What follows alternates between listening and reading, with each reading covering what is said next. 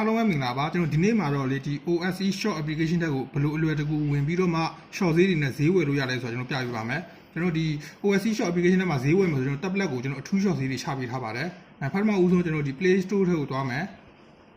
ပြီးရင်ကျွန်တော်ဒီ search ဆိုတဲ့နေရာမှာကျွန်တော်တို့ OSE ဆိုပြီးတော့ရိုက်ချမယ်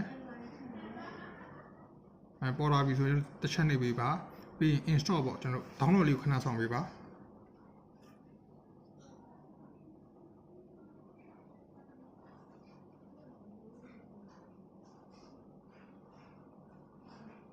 တောင်းပြီးတော့ဆိုကျွန်တော်ဒီ open လေးနဲ့เนาะကျွန်တော်ဒီ OSE short application တွေကိုဝင်မယ်ဒီလိုပေါ်လာပြီဆိုရင်ကျွန်တော်ဒီအပြရောင်းနဲ့ပေါ့เนาะဒီ asset လေးကိုတစ်ချက်ရွေးပေးပါ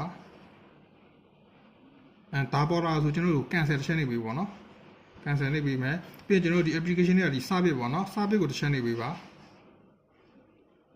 ပြီးရင်ဒီမှာကျွန်တော်တို့ 1 key ပေါ့เนาะ1 key နဲ့ကျွန်တော်တို့ဒီ login ဝင်မယ်ဒီမှာဆိုရင်ကျွန်တော်ဒီတခြားဟာတွေပေါ့နော်ဒီ account login တို့ mobile login တို့ဒီ WeChat တို့ဒီ Google တို့ဘာမှရွေးပေးစရာမလိုဒီ 1 key လေးကိုပဲနေပေးပါ1 key နေပေးတယ်ဆိုရင်သူ auto အကုန်လုံး login ဝင်တော့လိုက်ပါမယ်ဒါဆိုကျွန်တော် login ဝင်ပြီးသွားပြီ login ဝင်ပြီးသွားပြီဆိုရင်ကျွန်တော်ဒီဈေးဝယ်ချင်တဲ့ဘာညာဆိုရင်ကျွန်တော်တို့ဒီ short ဈေးဘာညာနဲ့ဝယ်ချင်တယ်ဆိုရင်ကျွန်တော်ဒီ service တက်ကိုသွားပါတော့ပြီးရင်ဒီမှာကိုဖုန်းနံပါတ်တစ်ချက်ပို့ပေးပေါ့3996635566ဒီလိုမျိုးပေါ့နော်ဒီကိုယ့်ရဲ့ဖုန်းနံပါတ်ကိုဒီကနေတစ်ချက်ပို့ပေးရဆိုရင်ကျွန်တော်တို့ရုံးဘက်ကနေပြီးတော့ကျွန်တော်တို့ဒီဖုန်းဆက်ပြီးတော့မှလိုအပ်တဲ့ပစ္စည်းရဲ့ဝယ်ချင်တဲ့ပစ္စည်းရဲ့ကိုshort ဈေးရတဲ့ဟာနဲ့ကျွန်တော်ပြန်ပြီးတော့ဆက်တော်ပေးပါမယ်